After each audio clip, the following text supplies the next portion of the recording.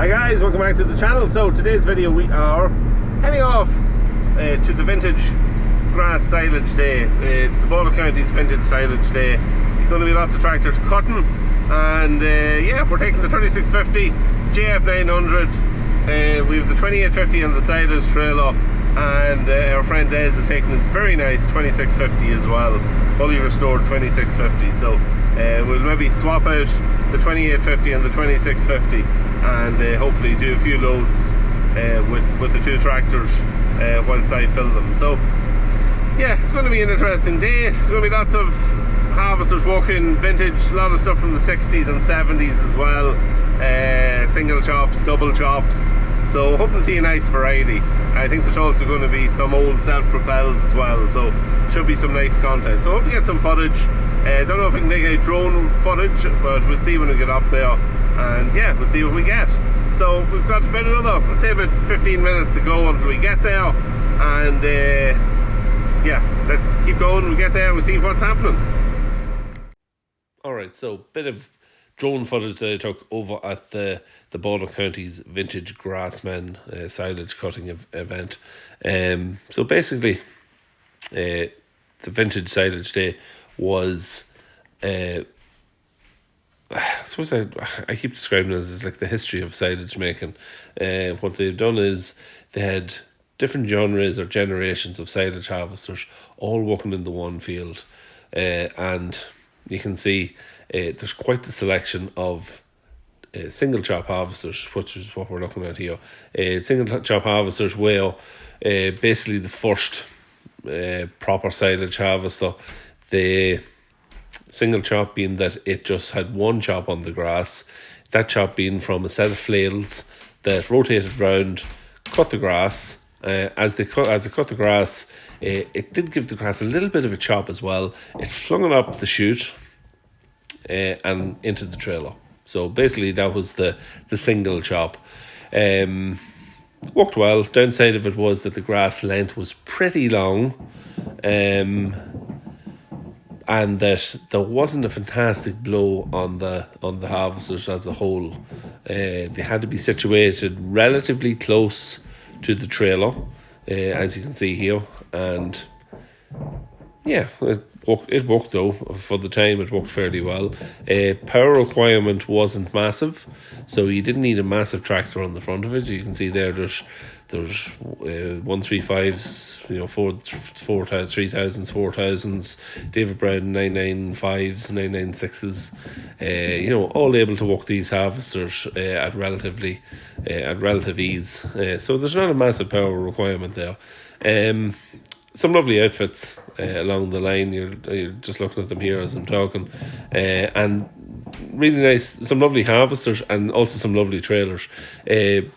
Trailers from the period, back in the 60s, 70s, even into the 80s. A lot of trailers were wooden, to keep the weight down, silage trailers, and they all had single axles.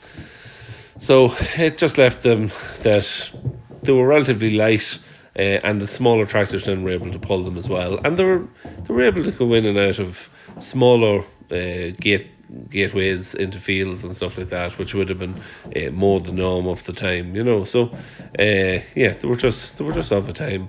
The 5150, was it 5140 or 5150 is plenty of power fork in the harvester anyway, but it looks well whilst cutting. Nice JF harvester here on this. Is it a Ford 5000 or a 7000? But yeah, lovely clean JF harvester on that, and looks to have had a nice restoration job done on it. But yeah, working well. You can see they're cutting the field fairly well. They all seem to be working fairly well. There wasn't that many issues. There might have a little bit of issues here and there, and you'll see that the line may come to a bit of a standstill every now and again, but not for too long. Really nice 135 there, working, I think it's a Tarot harvester. Zato, David Brown, Ford coming down along the line, and yeah, they really put on a nice display. There was a lot of them, and they got through.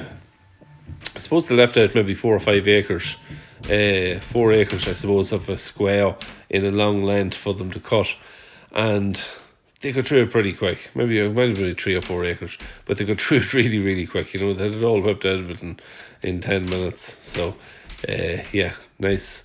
Really nice to see them all in action. Good crowd here on the day as well. You can see them there all lined up. It's very well set up the way they have it. They have a rope along so that the crowd can come fairly close to watch the harvesters and the tractors at work. And as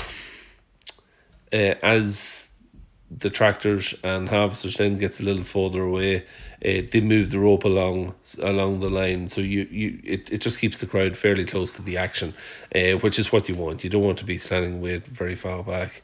But yeah, there's a nice, lovely a Ford. I'm not sure what it is. Is it 7610? Could be. And yeah, really, really nice Ford. I remember seeing it on the day, and it was working very well. I think, is this the 7000 that's coming behind it? If we might get to see it in a second. If not, no, we may have just missed it. But yeah, lovely job.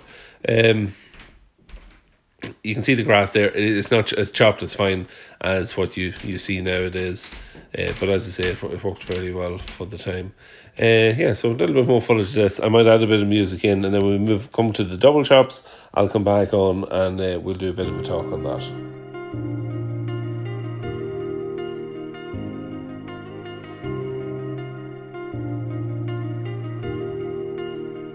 I just realized I've built walls a mile high to protect my heart, but now I'm all alone, stuck on the inside.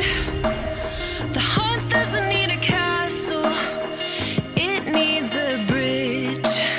Been too scared that I'd unravel.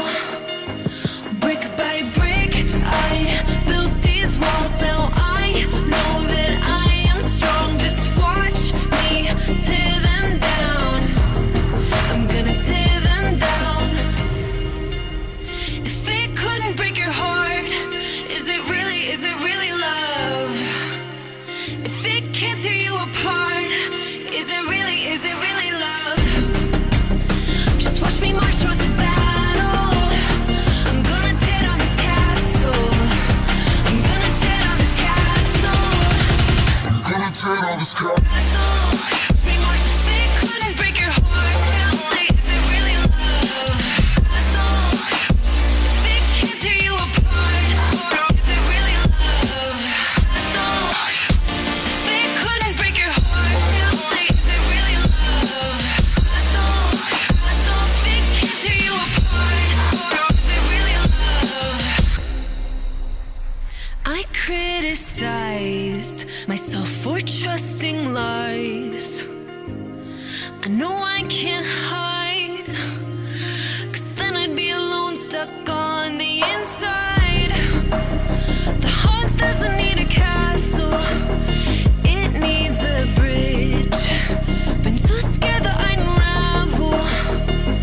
Brick by brick, I built these walls. Now I know that I'm enough. Just watch me tear them down. I'm gonna tear them down. If it couldn't break your heart, is it really love? If it can't tear you apart, is it really love? Just watch me march towards the battle. I'm gonna tear down this castle. I'm gonna tear down this castle. I'm gonna tear down this castle. Watch me march. If it couldn't break your heart, is it really love? If it can't tear you apart, is it really love? If it couldn't break your heart, is it really love? If it can't tear you apart, is it really love?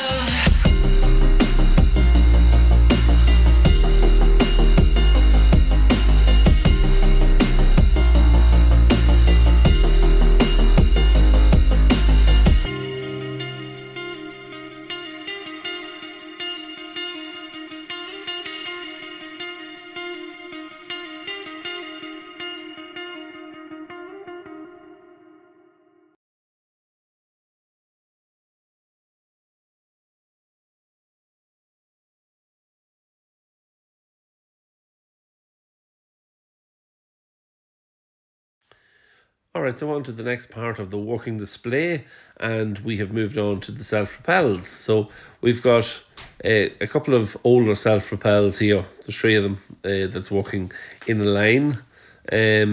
All New Holland, the All New Holland self-propelleds was on display.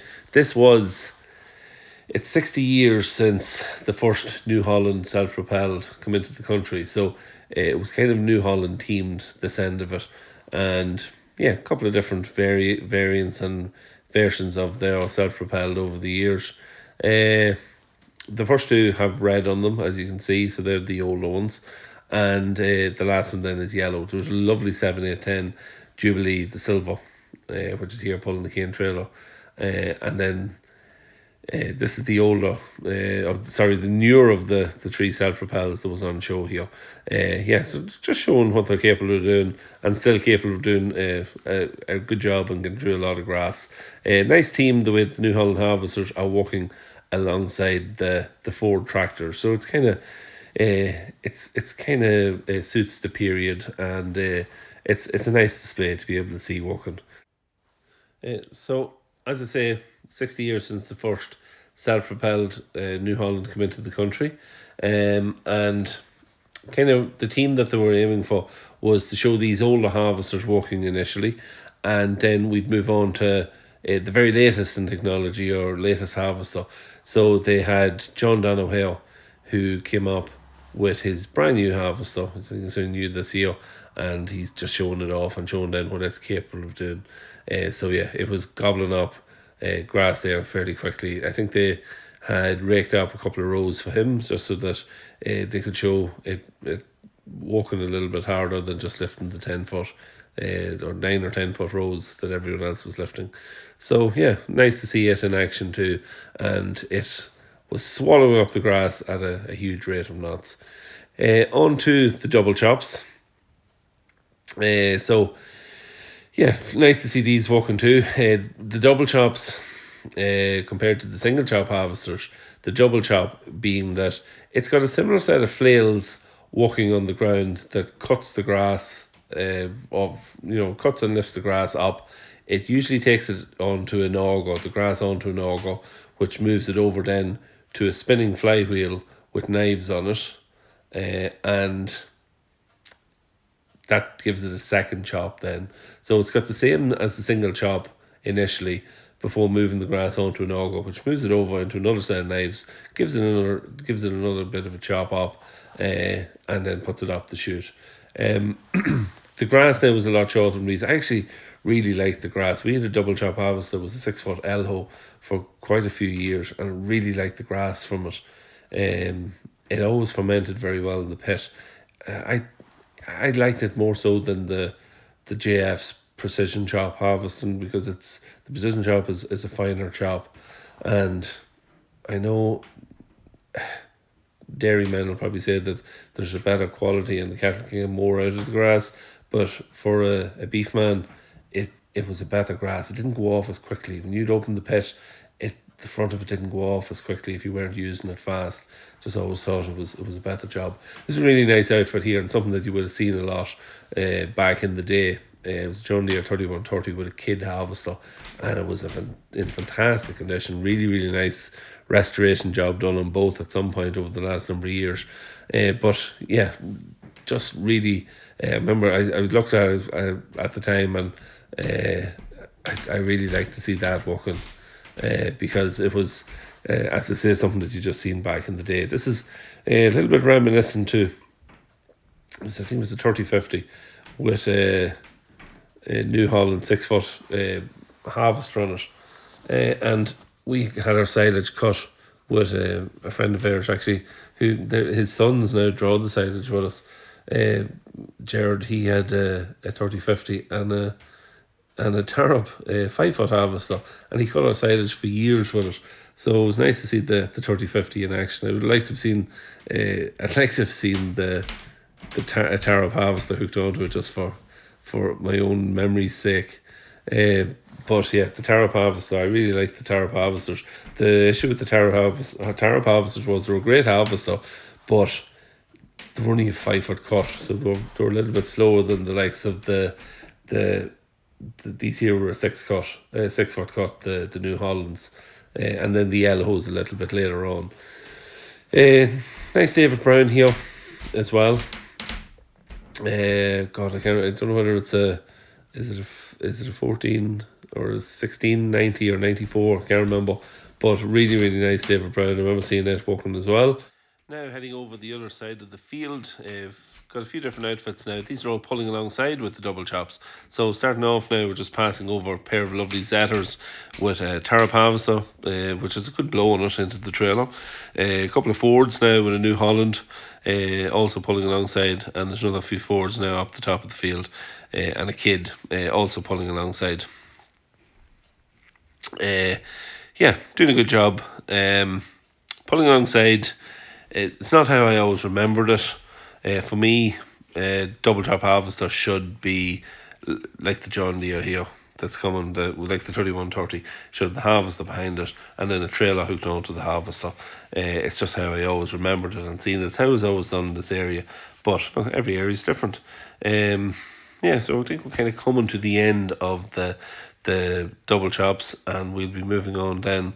I have a little bit of footage that I got of somebody. I wasn't able to take any footage when I was doing our run up the field, so I'll put it on here now just at the end of this clip, and see what you think of it.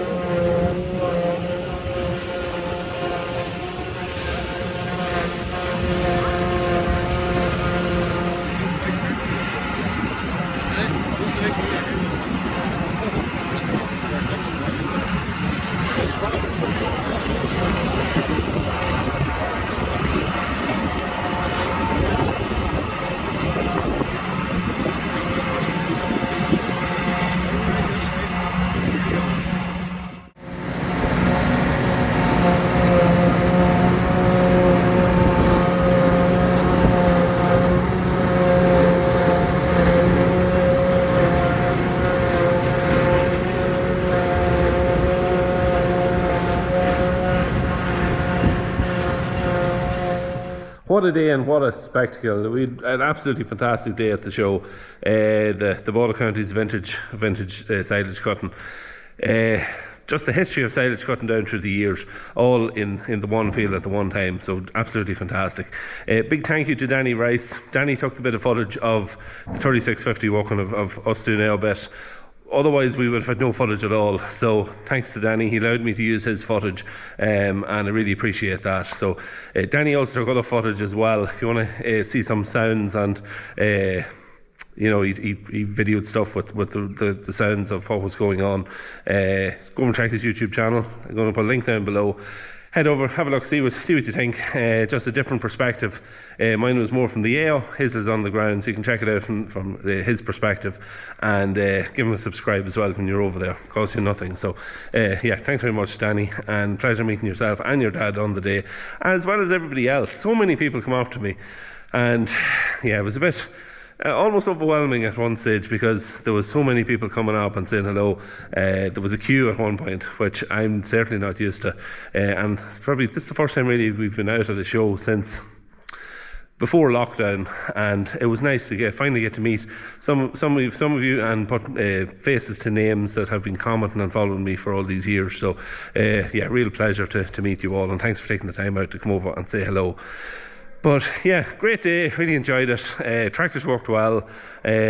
great crowd at it, and couldn't have went any better. So yeah, if you haven't been to it before, if it's going on again next year, you really should be at it and check it out, because it's a fantastic spectacle to see all the different variations and years of silage cutting all going on in the one field, and yeah, it's something not to be missed. But that's it for today's video. Hope you enjoyed it. Kind of just a mix of everything that I seen on the day. Whatever drone footage I could take, I took it, and yeah, that's it for now. So thanks very much for watching the video. If you're not already subscribed to the channel, hit the sub button, leave a like in the video, comment down below, all those kind of things help the channel, and I'm very grateful if you can take the time out to do that. So that's it. See you in the next one.